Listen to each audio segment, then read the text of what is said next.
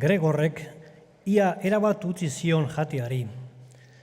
Prestatuko janariaren ondotik pasatzea egokitzen zitzaionean, mokado bat ahoan hartu. Ordutan bertan eduki eta gehienetan bota egiten zuen berriro. Hasieran pentsatu zuen bere gelaren egoeragatik zeukan nahigabeak eragozten ziola jatea. Baina laster ohitu zen gelako aldaketekin. Bertan uzten zituzten beste inon ipini ezin zituzten gauzak, eta halakoak ugari ziren. 3 maister hartuak baizituzten etxeko gela batean.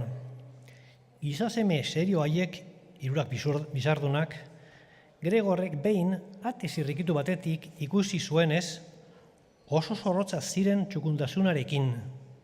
Beren gelan ez ezik, etxe osoan ere bai, bertan zutenez ostatua.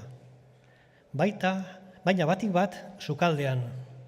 Ezin zuten jasan alferrikako trasterik, batez ere zikinik.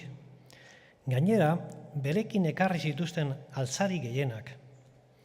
Horregatik, sobera geratu ziren gauza asko, saltzeko modukoak ez, baina harrika ere bota nahi ez izerenak, Gregorren gelan amaitu zuten denek. Baita, sukaldeko errautskutsak eta zaborrontziak ere.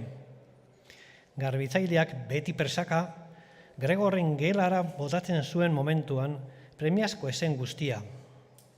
Gregorrek zorionez, dena delako objektua eta ari eusten zion eskua baino ez zuen ikusten gehienetan. Denbora eta aukera izandakoan, gauza haien bila etortzeko edo denak batera desegiteko asmoa zuen garbitzaileak. Agian, baina lehenbizikoz botatako lekuan geratu ziren. Non eta Gregorrek trasten artean bidea egin eta mugitzen ez zituen hasieran behartuta, bestela ez eukalako narrasean ibiltzeko lekurik.